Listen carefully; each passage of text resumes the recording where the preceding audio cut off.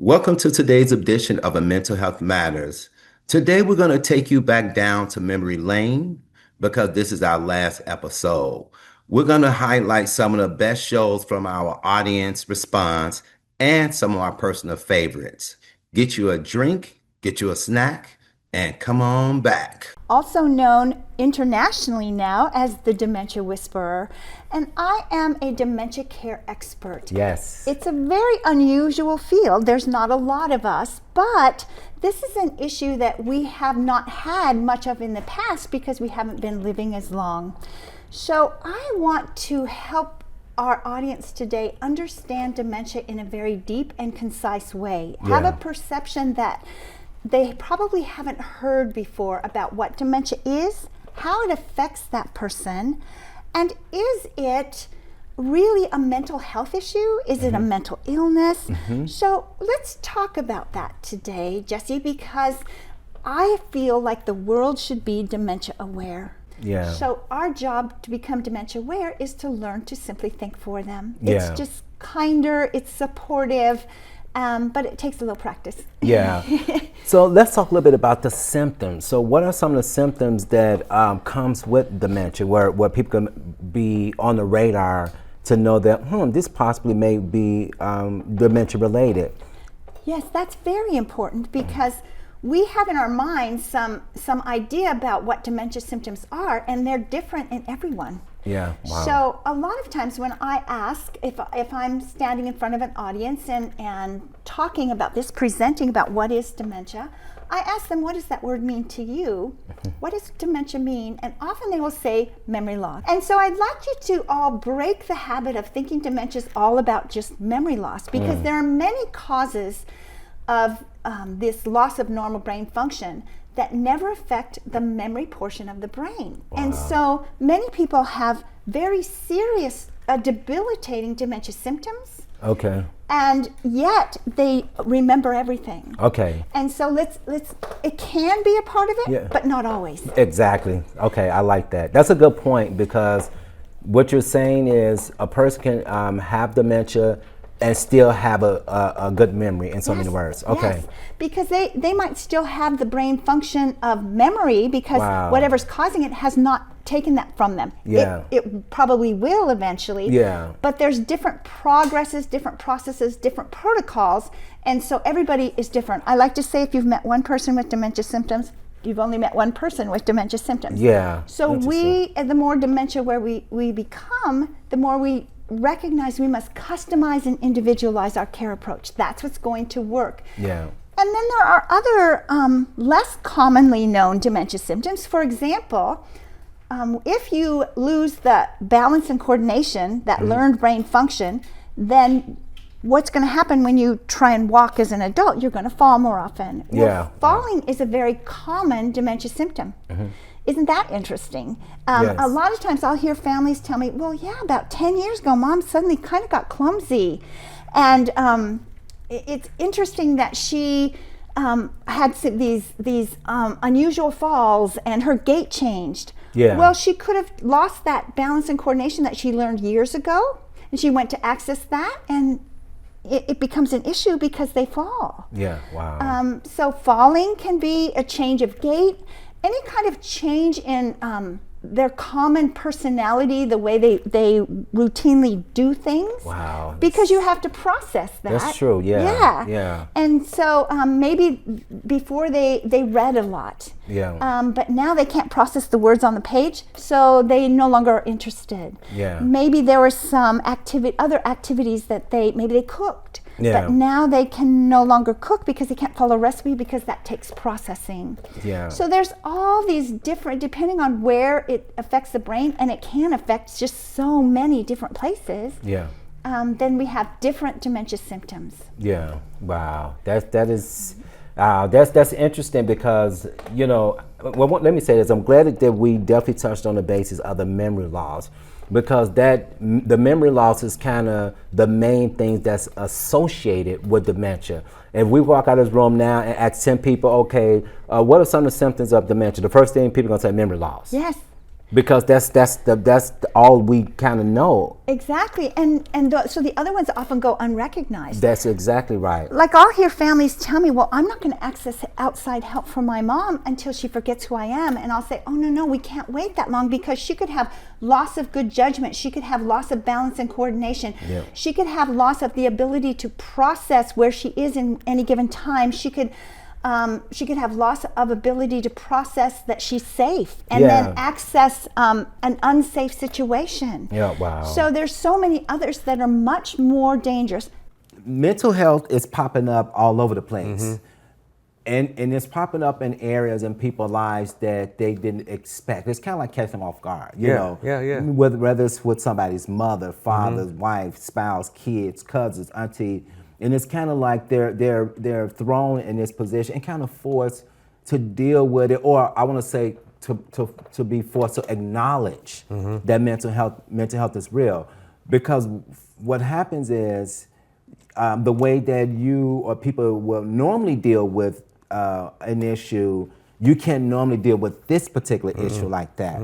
And that's what I've seen from other people that I've known who have mental health challenges, come from good families and different things like that. I have a friend who is Native American, and they have their own tribal beliefs and different things like that. And he was suffering from, or was diagnosed with, some mental health challenges. And well, his father did not know how to deal with it. And so culturally, they go to the tribe and sweat lodge, whatever they do there, but that didn't work. So why isn't the way we was taught as actually working? This was the question that he was posing to his son. So when I got involved, I had to kind of explain it to him that, you have to try a different approach. You have to be open to understanding what your son is going through. You may not like it. It may be hard for you, but this isn't about you. This is about your son now. Yeah. Yep. And so people are kind of in this position where you cannot deny what's going on, because if you truly love this person, care about this person, you're going to get on board. Yeah, absolutely. And I see that also with mental health awareness is starting to be more culturally competent, right? Yes. I had to go through a training because I deal with so much diversity in the community that I work in.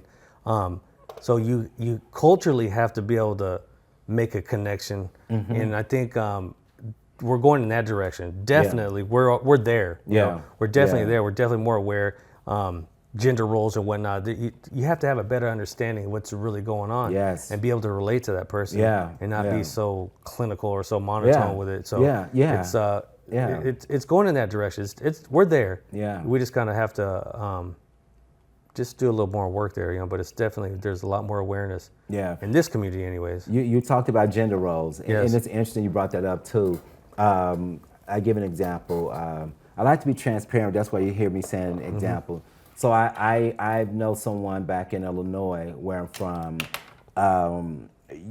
So traditionally, the traditional role in society is set as what? That the man work, bring home the bacon, quote unquote speak, and the woman stay home. She cooks, she cleans, she take care of the kids. Now, in society, that is the traditional role.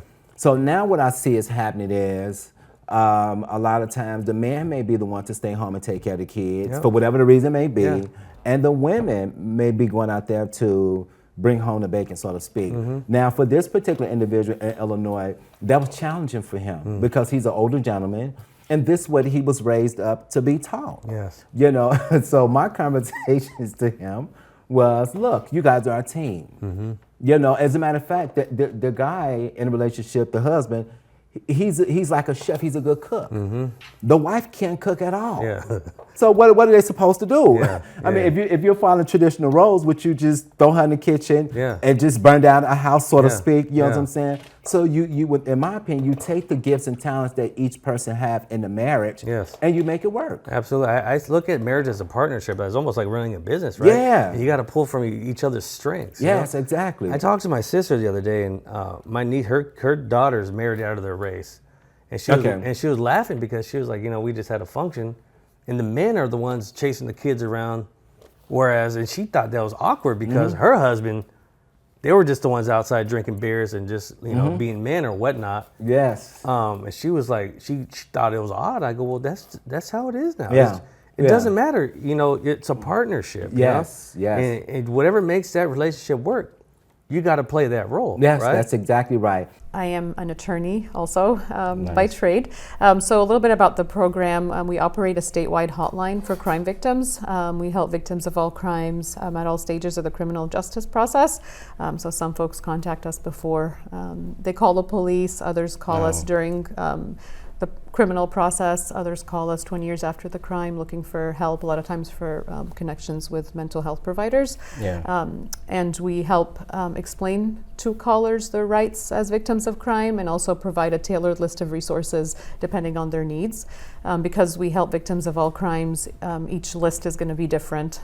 Yeah. We also spend a lot of time with crime victims explaining their rights in the criminal justice system. So in California, in 2008, a law was passed that gives crime victims 17 rights in the California Constitution. Wow. So we spend time with callers explaining what those rights are, what those rights mean for them, how can they request those rights, and make sure that they're protected and enforced. Oh, wow. We also have a website that has a lot of information, including a chat function. So in addition to calling us, victims and survivors can chat with us online. And we also recently enabled our phone number to be SMS enabled, so they can Nice. text our phone number as well. So we're really trying to stay ahead of the technological wave, make sure that our services are as accessible as possible for everyone. We have a translation line to make sure that our services are accessible to people who are not English speakers. Wow. And we've also translated our publications into plain language, which means it's written at the 5th grade reading level.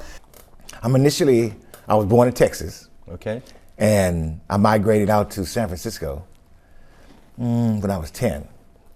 And then after that, I went back to Texas, Marshall, Texas in particular.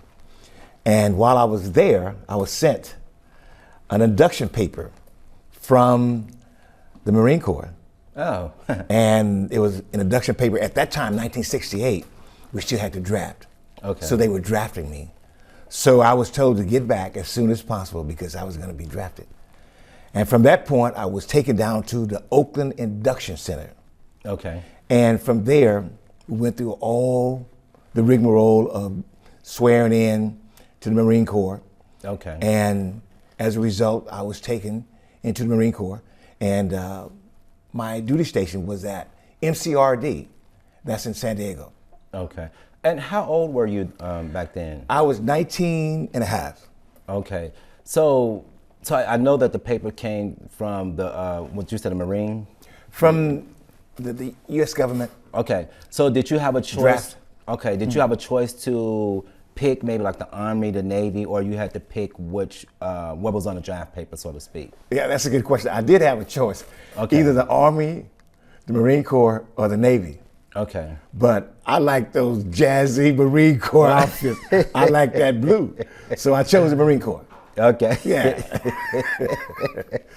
So prior going into the military, did you have family members or friends that actually enlisted before you went? Well, no one in my family Okay. directly, but my father served for 6 years in World War II. Okay. So he was in the Army. Okay. What was it like being at the age of 19 and 20 years old, just having that type of experience? Because when you think about it, you're 19 and 20 years old, in my mind, that's still young. I know here in society, we're considered to be an adult at the age of 18 years old. Yeah. And even though you can't buy like liquor or cigarettes until you're like 21 and maybe older in some other states. Yeah. But in my mind, that's still pretty young. Yeah. So what was that experience like for you going into it? Let's just talk about your introduction when you first got in it, the basic training. Like, what was that like for you? Well, it was twofold. At the time, my sister had died in Texas, and that's why I was down there when I got the paperwork. So when I got the paperwork, I didn't really understand what it meant until I got back. And I was told that all those things concerning being drafted was going to take place. So I was kind of up in arms about that because I was having a great time on the streets with my friends. Yeah. And in the process of getting ready to go to school. Okay. And I had a great desire to go to school. And for all practical purposes, I wanted to be a surgeon. And that was short stop, if you will, because I had to go into the Marine Corps. Now, on the other side of that, I was sort of glad that I was going to go in and that I had a choice of choosing the Marine Corps. Okay.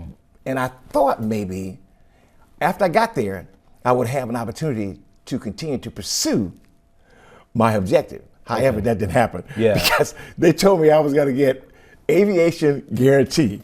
Oh, wow. Guaranteed. And would you know it?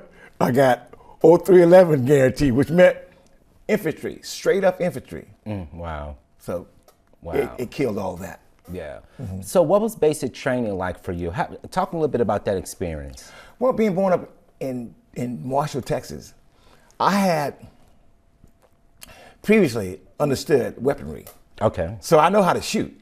Okay. And so that wasn't a big problem. The biggest problem in the Marine Corps was that the tremendous voices, the loud voices, the frightening voices that the drill instructors perpetrated up on the new troops coming in. Yeah. So that, in other words, it's almost scared you out of your shoe. In fact, when I was there, I was dressed like I normally dress in San Francisco. I had on my Borsalino hat, I had on my silk and wool slacks and this sweater, and they pulled my hat off my head and threw it on the ground, and I became livid.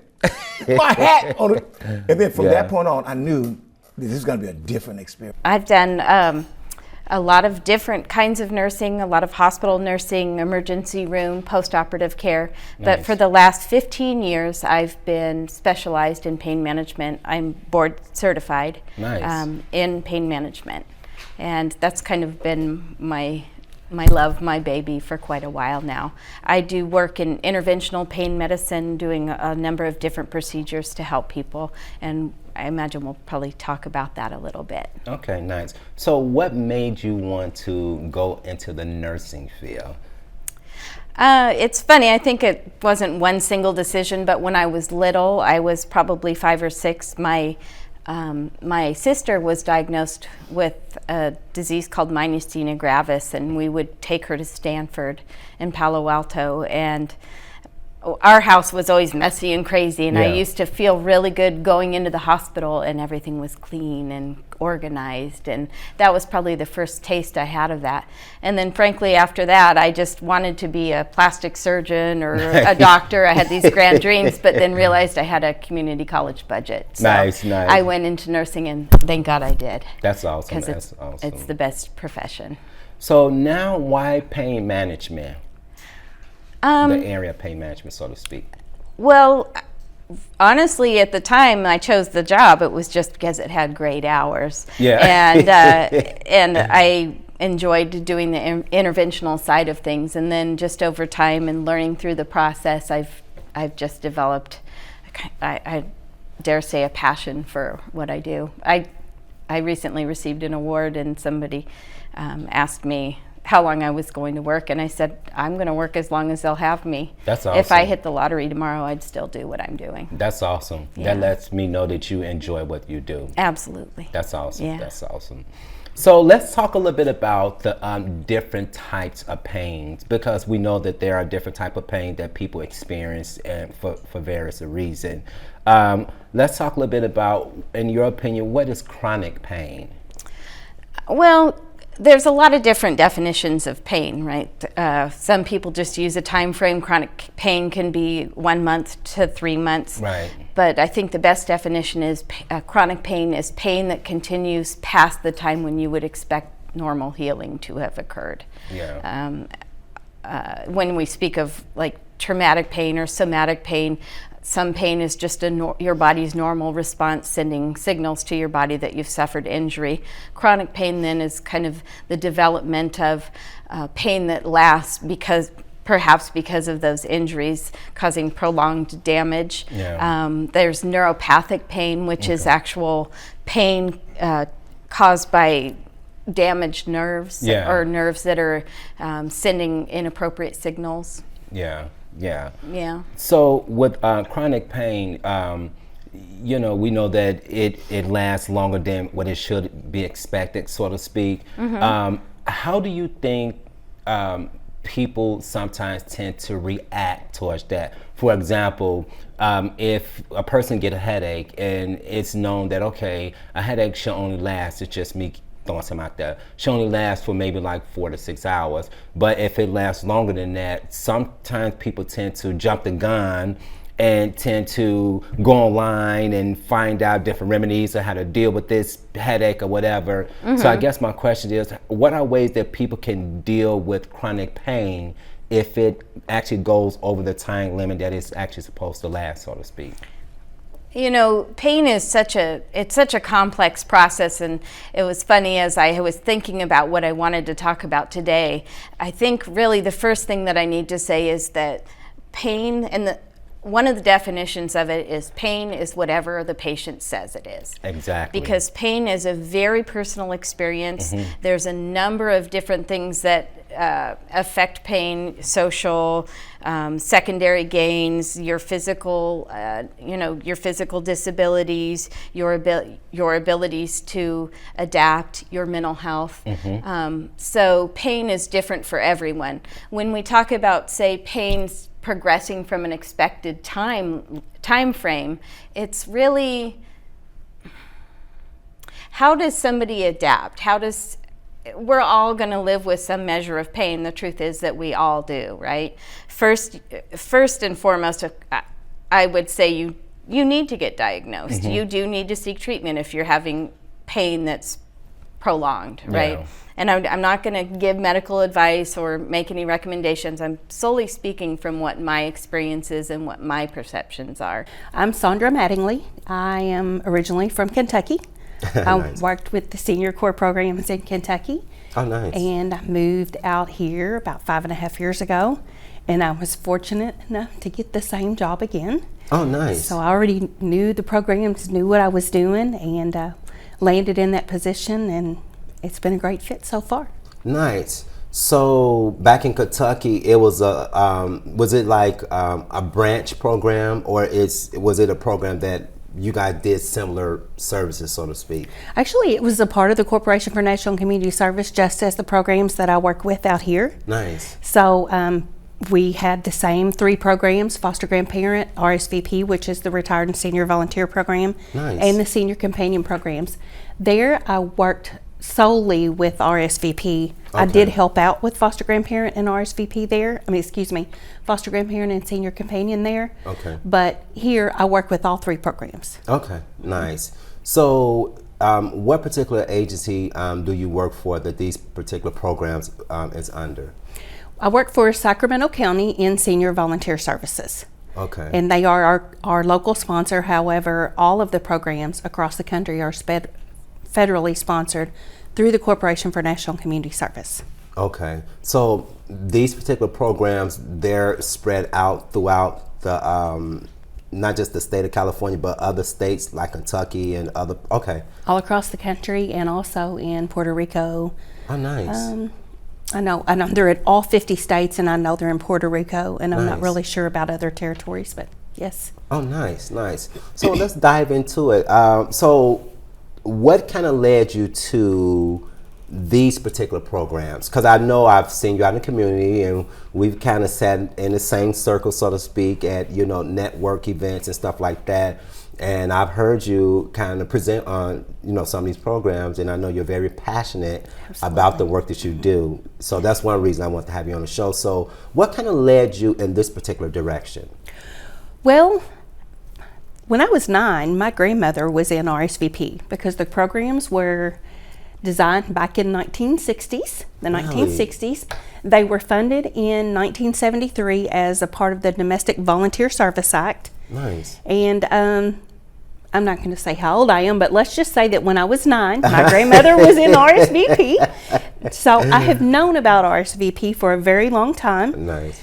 I also come from stock that believed in volunteering. Yes. My grandmother had always volunteered. My parents volunteered in various capacities. And as a teen, I started volunteering at the Humane Society, mainly because I wanted to play with puppies. Nice. But when you play with puppies, there are a lot of things that go along with that, cleaning up after them, doing the adoptions and things like that. So I got started volunteering as a teen and have just stayed with it all the way through.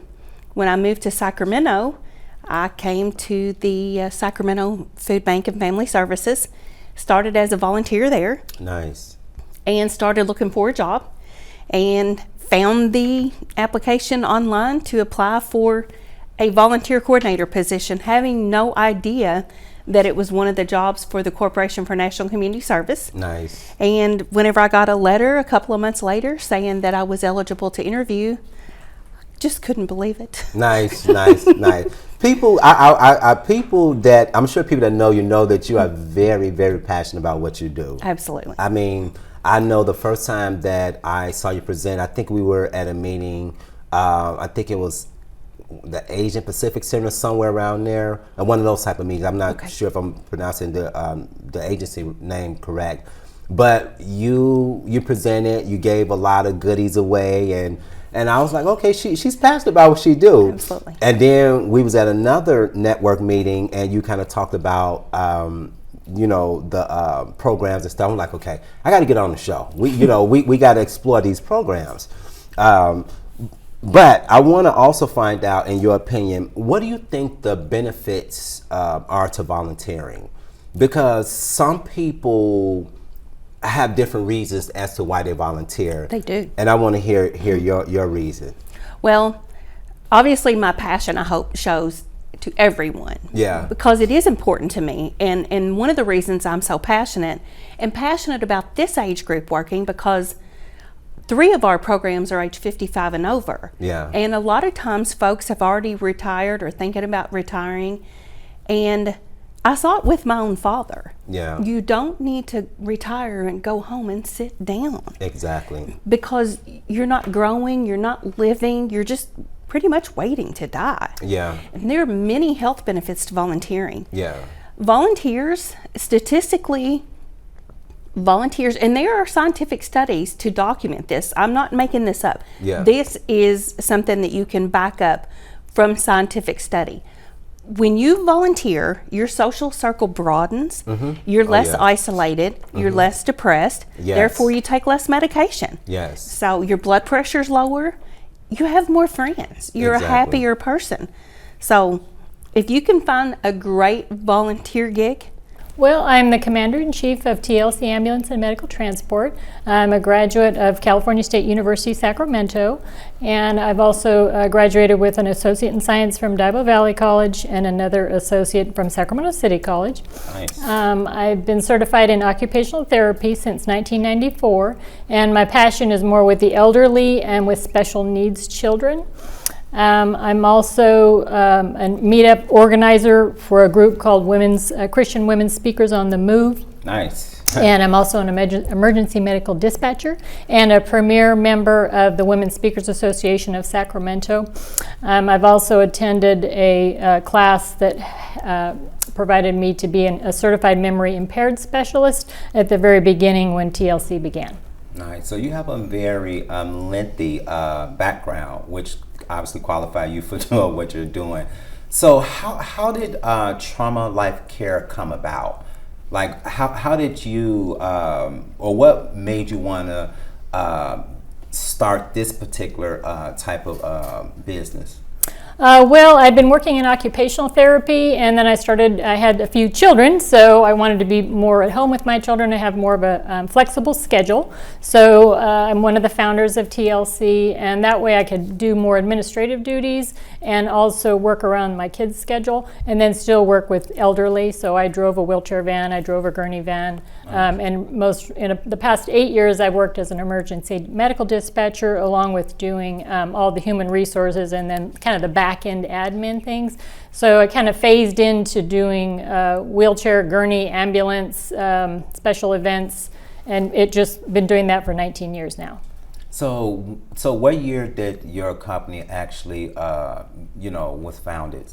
1999, and then we incorporated in 2000.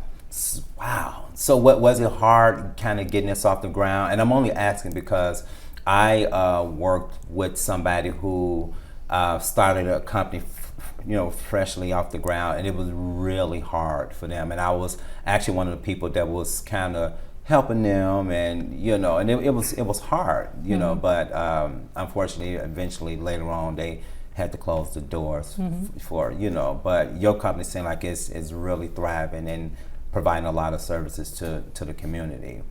Yes, it's just a matter of putting one foot in front of the other. We started out with one wheelchair van, then eventually we got so busy it grew to 5 wheelchair vans. Nice. Then we decided to get into the gurney for more bed-bound patients that can't sit up, and then we decided to do basic life support and then advanced life support. So, and we actually did a period of time where we did critical care ambulance. Wow. And then we decided to do more emergency special events for extreme sporting events. So we kind of like to create a wide criterion for our employees so they can get a little bit of experience in all areas. And then throughout the course of time, I learned how to do human resources, Nice. payroll, pay bills, do accounting, just wear many hats along the way. And yes, it's extremely challenging, but you learn as you go. And then when I make choices, I know based on past experience what choice was a bad choice, so then you just keep making a better choice. Yeah. And the reason I asked you that question is because there may be people who's watching a program who may be thinking about starting their own business, or might be in a business that they started and they're freshly new. And so I wanted you to kind of just expound on that, just in case they have some type of frustration, or if they're thinking about giving up, that they know that there will be challenges and you can continue to move forward. Yes, well, some people have more of an entrepreneurial spirit, Yeah. and I'm not one of those type of people, but I've just came to the point where I have to move forward and pay attention to my employees and learn how to manage a business. Sometimes you get pushed to an extreme circumstances where you're going to do it because there's no other choice. Yeah, exactly.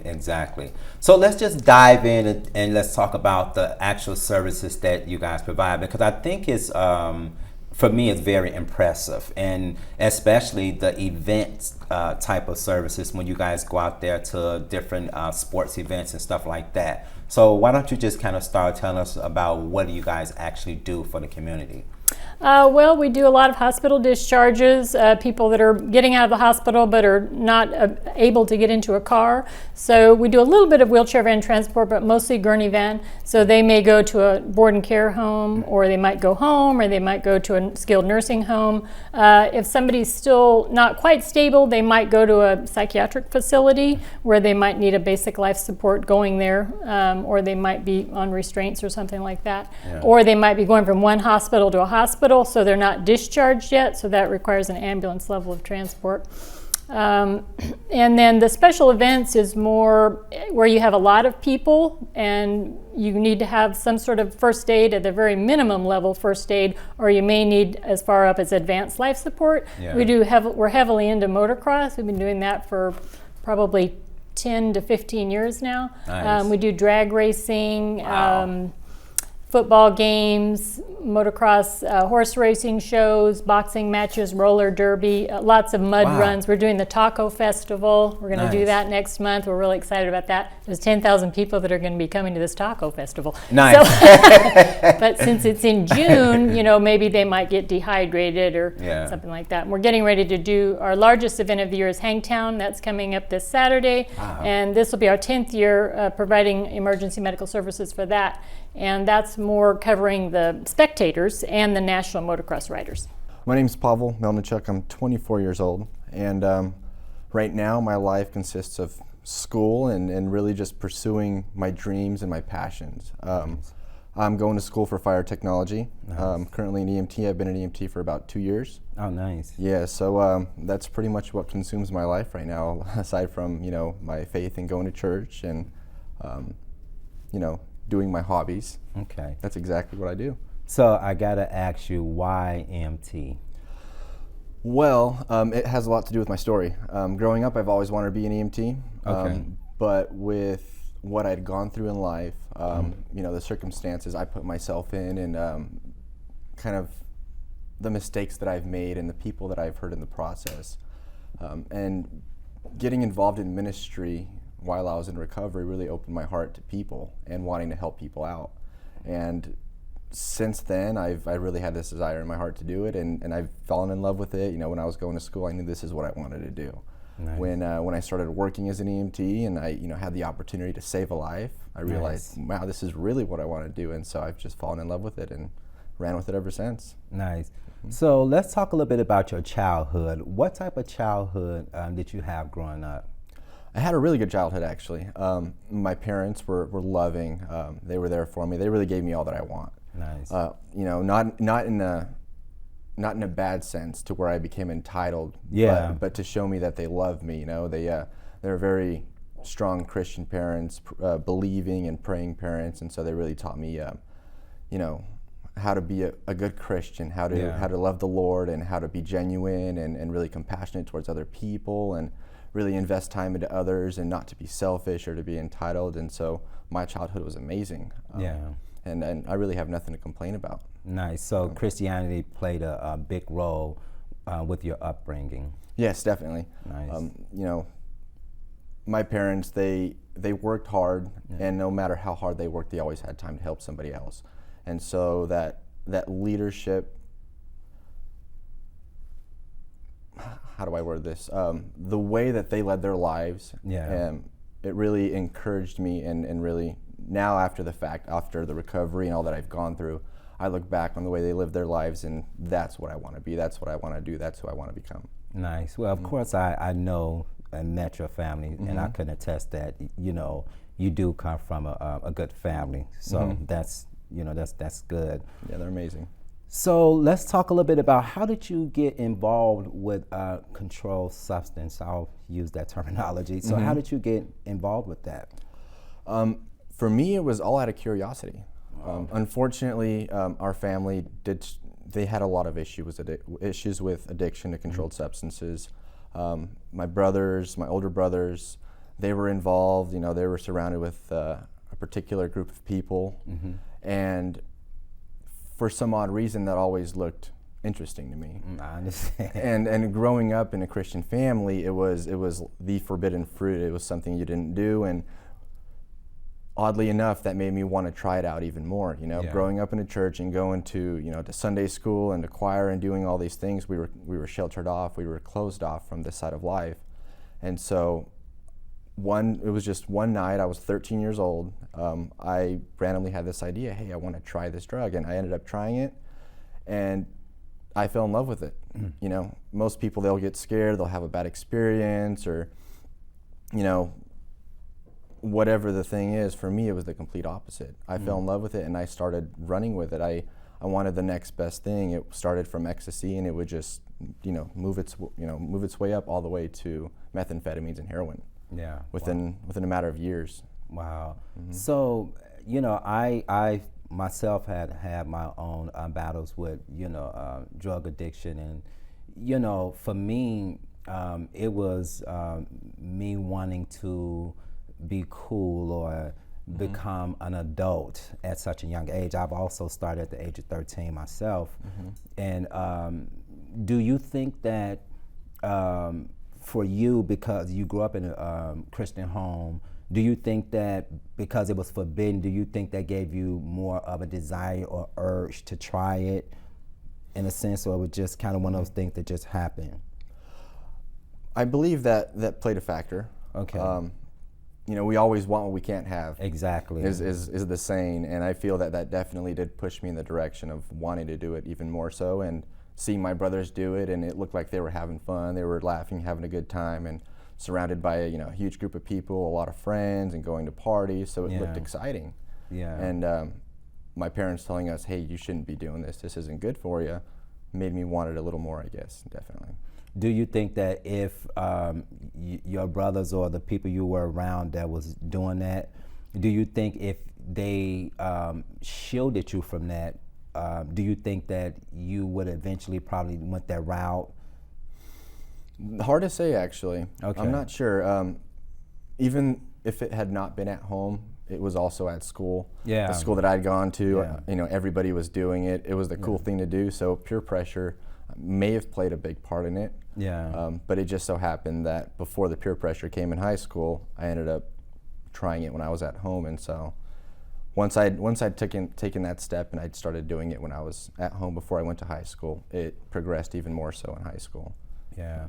Well, that's what it normally does. I mean, you kind of start from one thing and then you graduate to another thing, and it kind of goes uphill from there. I know I coupled my substance abuse with alcohol, and for some reason I was never a drinker, but I forced myself to do it because I felt this was the thing to do. This is what people did. This is what my family did. This is what the crowd I ran with did, and so I just did it, and it got out of control until one day an issue happened, and I just said, Lord, help me with this situation, and if you help me, I'll stop. And that's kind of when I kind of stopped doing it and stuff. But you definitely kind of graduate to other things and stuff once you start that process. So tell me, how did that impact your life? In a very bad way, to say the least. I started off with using ecstasy, and within the first year, I wanted to try cocaine, I wanted to try meth, and that child that I was growing up and seeing who my parents were and really taking of their values began to just slip through the cracks. Yeah. I started stealing, I started lying, I started getting violent and angry and really had a lot of issues that my name is Katie, and I am our Director of Client Relations at Apex Care. We provide in-home care services in the homes of our seniors. And the reason I got into this position is that I do have a background in gerontology, which stemmed from taking care of my grandmother when I was at a younger age, and going through the college days of figuring out what I wanted to do. I started as a nursing degree that didn't work out, found Gero and rolled with it from day one, and spent some time at Adelte Healthcare, and now I am here at Apex Care for the last about 7 years. Oh, nice. Very nice. And my name is April Kearney. I'm Community Relations Manager with Apex Care. Thank you so much, Chelsea, for having us. My background actually is I spent 10 years in nurse staffing for staffing nurses to hospitals for travel or per diem assignments. And I knew then I was doing something that was helping people, but I had an opportunity to segue into home care. And once I did, I knew that it was something that was even more personal because I got to meet the families and the people that we were helping to provide services for through caregiving. And I've been with the company since July of 2013. Nice. And in home care in general for 8 years. And I'm also a certified senior advisor. Nice. As well as I. A lot of talent here as far as providing the services to the senior population, which is something we really need for this particular population.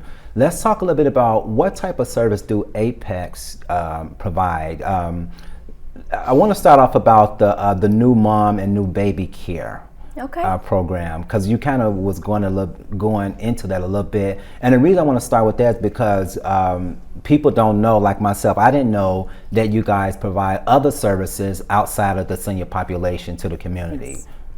Well, In general, we can provide services for anybody that is 18 years or older. So we actually do have clients that are in their 50s and Nice. maybe they have some developmental delays, and we're helping them and providing companionship services to them.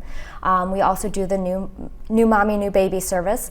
It's an interesting part of our area of services where if a mom is having some more major difficulties in taking care of all the situations that happen right after they've given birth, and having some difficulties with making sure that the baby is taken care of and everything is being done, and they maybe don't have the proper family support, we can step in and help. We'll step in, we'll help with the mom care or the baby care, whichever is needed, or a little bit of both. Nice. And it helps to just bridge that gap for that type of service. So you guys pretty much cover mostly like the adult spectrum Yep. of care to the community. Yes. Which That's is really correct. good, and really, really needed. What other services do you guys provide? Do you want to go ahead? Well, we also offer specialty programs that are unique to our service. We've created those programs out of a labor of love so that we can offer these to family members and help better support them, not just with the activities of daily living such as bathing, transferring, meal prep, and light housekeeping and errands, but also on an emotional psychological level as well. And we want to provide stimulation. So we have 4 different specialty programs, and we are looking to increase that and continue to grow those as we go along. Nice. Some of those include music and memory program, FitBand, Conscious Touch, and BeRemembered.com, which is a legacy program. Nice. So what is the music memory program? Because I want people to, when they watch this, they can have an idea what those specialty programs is. Absolutely. The Music and Memory Program actually was founded because a social worker named Dan Cohen. I've been a registered nurse for about 35 years. I started off at St. Mary's in Reno and got out of school and worked oncology for a while. And then I went and worked on the Indian reservations in New Mexico as a commissioned health officer. Wow. Part of the military that you've never heard of. Did that, and then I came to Sacramento and I worked organ transplant for probably 25 years, kidneys, livers, hearts. Fascinating place to work. And then I retired and ended up working for, coming back out of retirement, working for MSSP, California Healthcare Collaborative. I don't believe I just remembered that. Usually I forget that part. Yeah. So that's pretty much what I have been doing for the last 35 years. So what made you want to become a nurse? It's a good question. I was working in a mental hospital as a tech. I had lost my job. I was working as a 21 dealer. And I fell in love with working for healthcare. It was exciting, it was interesting. And I said, this is the way to go. And back then in the early 80s, it didn't pay anything. Yeah. So it was pretty much a matter of, relieve human suffering. Not going to make much money, but you'll have a good time. And that's pretty much what led me. Yeah, nice. A lot of that has changed. It started making really good money around 2005, but it took a long time. Yeah. Well, I want to backtrack because you kind of slid something in the conversation a little bit. The 21 dealer. So you used to work at the casino, huh? Correct.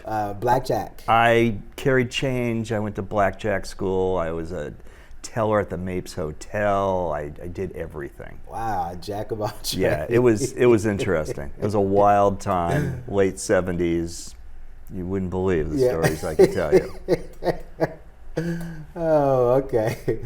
So let's just dive into our topic. So what are some of the ways that people can get healthy for the new year? Because whenever a new year starts, people start to create these goals for themselves, make New Year's resolution. They want to get fit, stay healthy, lose weight, whatever it may be.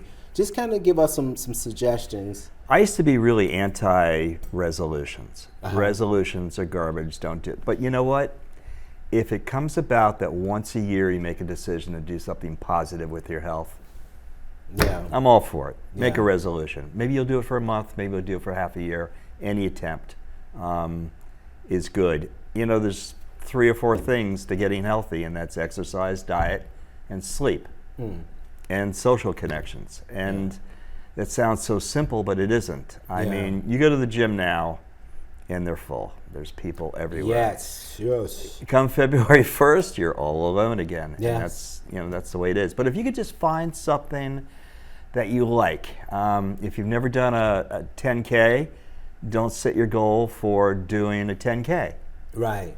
You're bound to fail. Right. Find something you like. Walking. Yeah. Riding a bike, stationary bike, swimming. But don't overdo it. I see so many people that they pick a routine and it's 2 hours long and it's, oh my God, and they're burnt out within 3 weeks. So go easy, be nice to yourself. Getting up off the couch is probably the most important thing you can do. Yeah. Why do you think that is? Why do you think people set goals for themselves that they are not motivated to? I think they're motivated, but there's so many things that get in the way. Okay. I mean, life. We've got kids, we've got jobs, we've got school. You know, that's one of the reasons why I like having a home gym as opposed to going to the gym, because you can just go home and work out. Right. But it's just tough. Life gets in the way. Yeah. And more now with all of our technology, there's even more things in the way. So you really have to carve out. If you can only do 20 minutes, so be it. Yeah. That's great, but just carve out a time. Yeah. Put it on paper. Yeah. That's one of the things you can do. Don't just think it. If you write it down and you can follow it, you can go back to it later. Yes. And say, okay, I said 30 minutes every other day. Why am I not doing that? Yeah. So that's why. I mean, the reasons are, oh my God, who knows? Yeah. So for the people who have set goals for themselves but kind of got discouraged, you know, because they was motivated, or they can get motivated in the beginning, but life happens, as you said. But what would you say to people that get discouraged? What would you say to them, and how would you give them some advice to get back on track? If you want to feel good, you have to have exercise in your life. That's all there is to it. That's that easy of a decision. Yeah.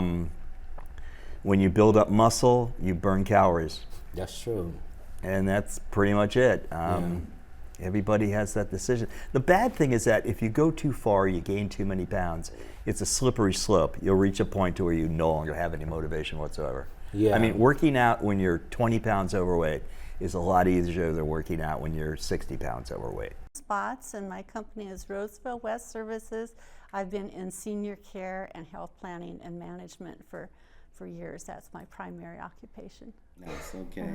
So let's just dive right into it. So today's topic, we're going to talk a little bit about scams and what people can do to protect themselves. So what is your definition of scam?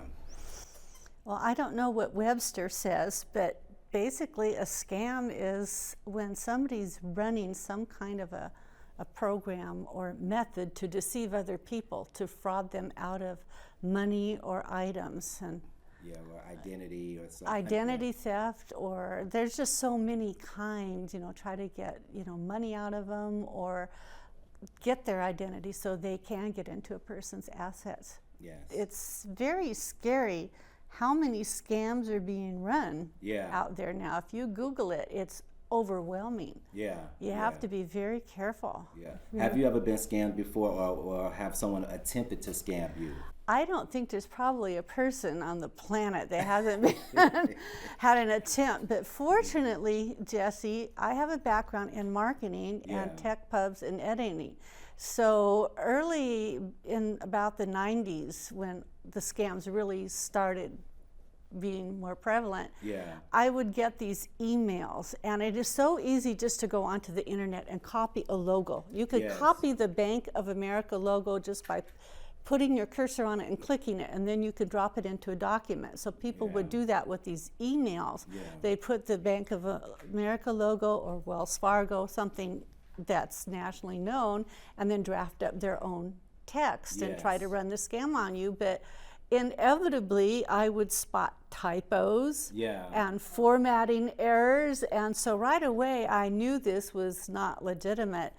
One time I had one thing come through, it looked like it might possibly be legit. So I called my bank immediately, and they Yeah. notified me, no, it was a scam. So after that point, anytime there was one red flag, I checked it out. And so I have not been scammed, but definitely I know people who have. Yeah, Mhm. I shared a story with you, and we spoke the other day about how someone attempted to scam me. I got an email that supposedly, I guess they were trying to portray that they were Netflix. And the email read something like, your Netflix account has been suspended due to non-payment. And so they were trying to say that, because Netflix, they take the money out your bank account every month. And so I thought to myself, this can't be right, because I had just kind of went online and looked at my bank account and things like that. And I had just left from downstairs maybe like 30 or 40 minutes ago watching Netflix. And so I go upstairs, I get this message through email. And so, but the curiosity took over. So I said, okay, let me check online. And I went into my bank account, and the money was there, of course. And then I thought, So I went downstairs and cut Netflix back on, and of course it was working. And I thought to myself that who in the world tried to scam me? But they wanted my information, my bank information to update it in so many words and stuff like that. But that's just to get your account number. Yeah, exactly. And if I would have failed for it, they would have had access to my, financial information. So it's important that people know that, don't just automatically assume that these are familiar people that you automatically deal with on a monthly basis and stuff like that. I told you about one of my friend's mothers, and I think that, I'm gonna save this for something else, so later question down there. But just be aware that these people are out there, and you got to know how to protect yourself. That's so true. It's really true, and there's common threads through most of them, and I think you touched on it. There's lots of different types of lead-ins that are all just trying to get your personal information, your social security, maybe a Medicare number or your bank account number, basically so they can have free access to your assets, to get to your bank account. Or your social security check. That's it for this edition of Mental Health Matters. I want to thank everyone who joined us throughout the years by broadcast, and also my guests who allowed me to interview them to talk about specific topics. If you desire any resources regarding mental health, please dial 916-366-4600, and somebody at Cal Voices will help you. Thank you, and goodbye.